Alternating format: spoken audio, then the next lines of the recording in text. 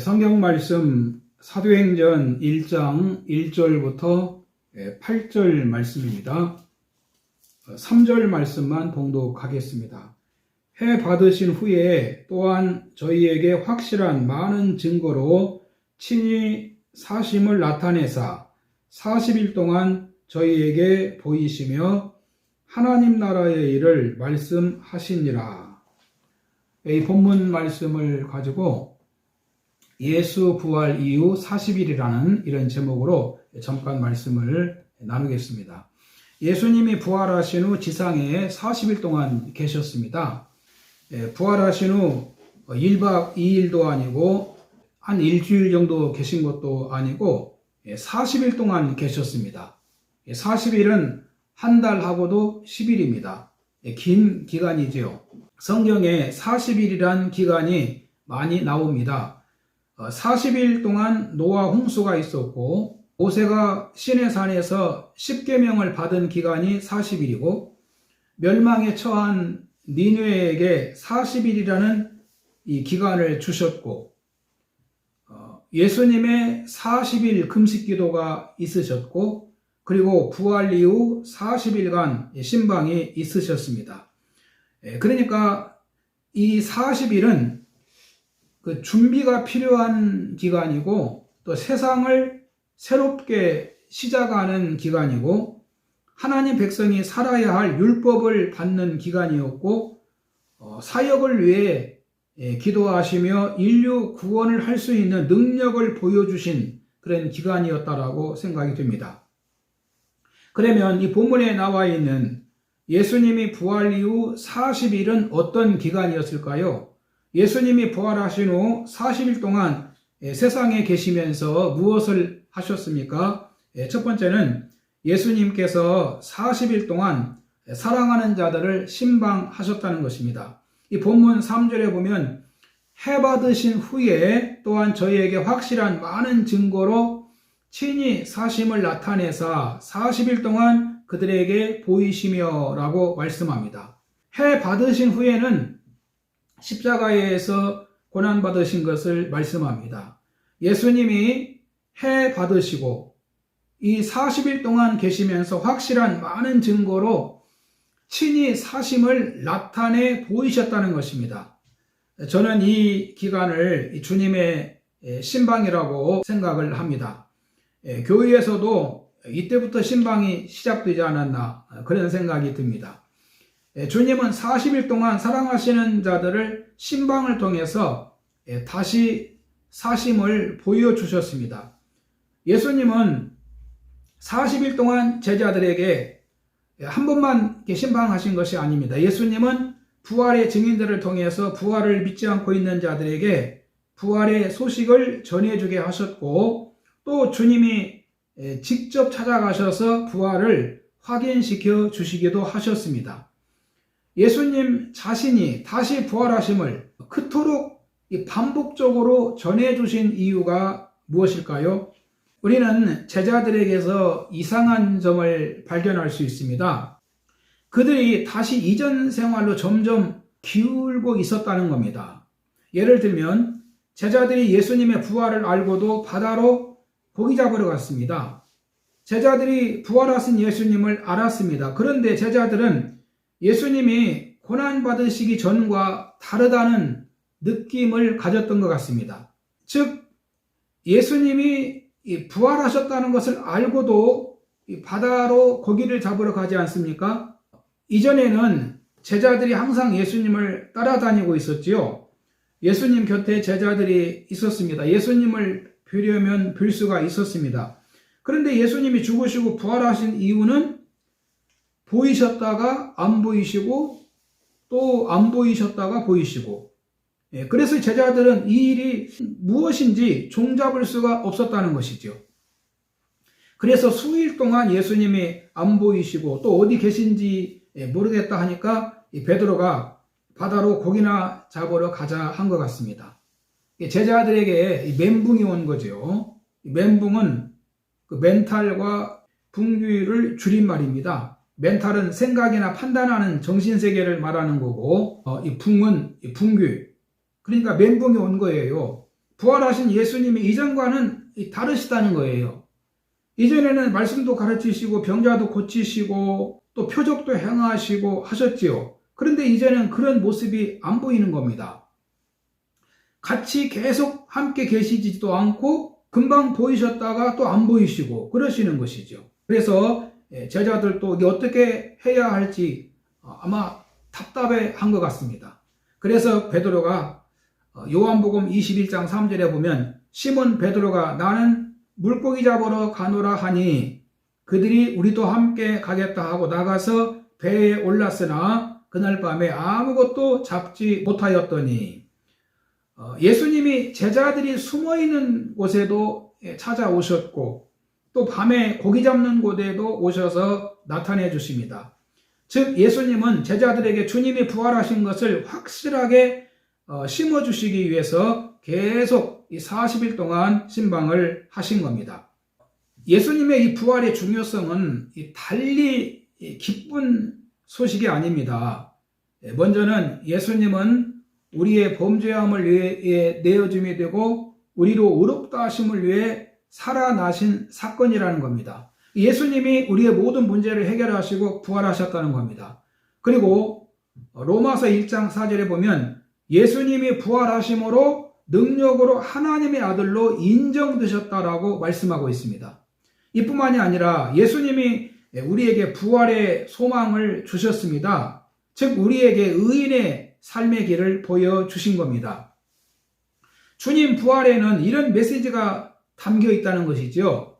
그런데 제자들은 아직 이 부활의 축복이 무엇인지 모르고 있었습니다. 그래서 주님은 40일 동안 이 땅에 계시면서 주님의 부활을 사람들에게 알리신 겁니다. 이 두 번째는 예수님은 40일 동안 하나님 나라의 일을 말씀하셨다라고 여기 기록되어 있습니다. 본문 3절 하반절에 보면 하나님 나라의 일을 말씀하시니라. 예수님은 40일 동안 부활하심을 증거하시면서 하나님 나라의 일을 말씀하셨습니다. 예수님은 사역을 시작하실 때 맨 처음 외치신 말씀이 회개하라 천국이 가까웠느니라라고 말씀하십니다. 여러분 하나님 나라는 예수님의 복음을 통해서 시작이 되었습니다. 예수님의 십자가 죽으심과 부활을 통해서 하나님 나라가 이루어지는 겁니다. 계시록 1장 5절에 보면 그의 피로 우리 죄에서 우리를 해방하시고 그의 아버지 하나님을 위하여 우리를 나라와 제사장으로 삼으신 이런 말씀이 있습니다. 예수님의 복음을 통해서 하나님의 나라가 시작이 되었다는 겁니다. 하나님의 나라의 이 성격은 예수님이 왕이 되시고 예수님이 통치하신다는 겁니다. 그리고 주님을 섬기는 사람들이라고 말할 수 있습니다. 주님이 피로 값주고 나라와 제사장을 삼으셨다라고 말씀합니다.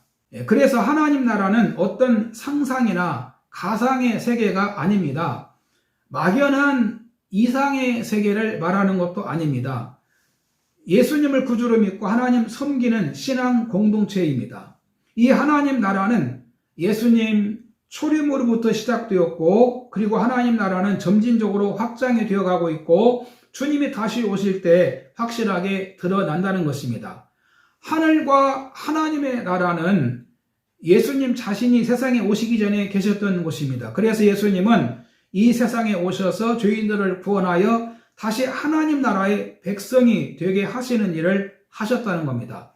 그러므로 회개하고 복음을 믿는 자들은 천국의 백성이 되는 겁니다. 여러분, 정치나 경제, 사회, 문화, 스포츠, 교육, 기타 여러 운동이 필요합니다. 그러나 이곳에 하나님의 나라가 들어오지 않으면 생명이 없는 것입니다. 과학이라든지 의학이라든지 이상적인 정치, 경제, 환경운동 등이 완전할 수도 없겠지만은 완전하다고 해도 인간으로 하여금 영생을 얻게 할 수가 없습니다. 예수님은 부활하신 이후 40일 동안에 이 땅에 계시면서 이 하나님 나라의 일을 말씀을 하셨습니다. 사람들이 부활하신 예수 그리스도를 믿는 것이 하나님의 나라입니다. 세 번째는 성령을 받으라고 말씀합니다. 본문 4절에 보면 사도와 함께 모이사 그들에게 분부하여 이르시되 예루살렘을 떠나지 말고 내게 들은 바 아버지께서 약속하신 것을 기다리라 라고 말씀하고 있습니다. 예수님은 제자들에게 성령에 대해서 많이 말씀을 하셨습니다. 요한복음 16장 7절에 보면 그러나 내가 너희에게 실상을 말하노니 내가 떠나가는 것이 너희에게 유익이라. 내가 떠나가지 아니하면 보혜사가 너희에게로 오시지 아니할 것이요 가면 내가 그를 너희에게 보내리니 그가 와서 죄에 대하여 의에 대하여 심판에 대하여 세상을 책망하시리라. 죄에 대하여라 하면 그들이 나를 믿지 아니하며 의에 대하여라 하면 내가 아버지께로 가니 너희가 다시 나를 보지 못하며 심판에 대하여라 하면 이 세상 임금이 심판을 받았습니다. 예수님이 제자들에게 성령에 대해서 말씀을 하셨습니다. 그래서 예수님이 제자들한테 내게 들은 바 아버지 약속하신 것을 기다리라. 세례 요한은 물로 세례를 베풀었지만 너희는 몇 날이 못 되어 성령으로 세례를 받으리라고 말씀을 하십니다. 여러분, 성령을 받아야 주를 믿는 자들이 신앙생활을 제대로 할 수 있습니다. 능력 있게 할 수 있습니다. 진리를 알게 되고 또 믿음을 가지게 되고 어려움도 이기게 되고 그리고 하나님의 나라를 받들 수가 있다는 것입니다. 성령님이 도와주셔야만이 우리가 죄와 싸울 수도 있고 분별할 수도 있고 또 주님이 주신 그 소망이 무엇인지도 여러분 눈이 열려서 확실하게 우리가 믿고 살 수도 있고 성령의 인도하심으로 말미암아 우리는 신앙생활을 잘 해서 아름다운 열매를 맺을 수가 있는 겁니다. 그래서 성령의 도우심을 구해야 됩니다. 네 번째는 사명을 맡겨주셨습니다. 그 요한복음 21장 14절 이하에 보면은 예수님이 베드로에게 오셔서 그 질문하시고 또 사명을 맡겨주시죠. 요한의 아들 시몬아 네가 나를 사랑하느냐. 그 베드로가 제가 주님 사랑합니다. 또 주님이 제 마음 아십니다. 이렇게 답변할 때마다 예수님은 내 양을 먹이라. 또 내 양을 치라. 내 양을 먹이라. 이렇게 말씀을 하십니다. 여러분 예수 그리스도를 사랑하십니까? 예수님을 사랑한다면 신앙생활 잘 하셔야 됩니다. 교회를 사랑하시고 또 잘 섬겨야 됩니다. 그리고 우리는 주님의 십자가와 부활의 증인이 되어야 됩니다.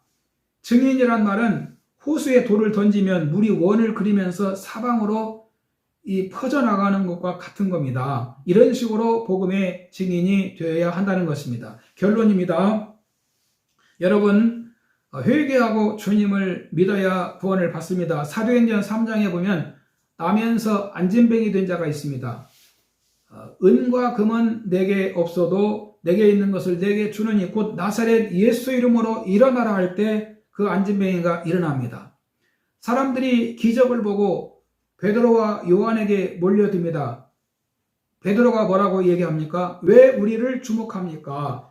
이 사람이 다시 걷게 된 것은 우리의 능력이나 경건으로 된 것이 아니고 부활하신 예수 그리스도로 말미암는 믿음이 이 사람을 구원한 것입니다라고 말합니다. 여러분 예수님이 구원자십니다. 그래서 우리도 부활 이후 40일 안에 주님의 신방을 받고 제자들의 신앙이 살아난 것처럼 우리 신앙도 살아나야 되는 겁니다.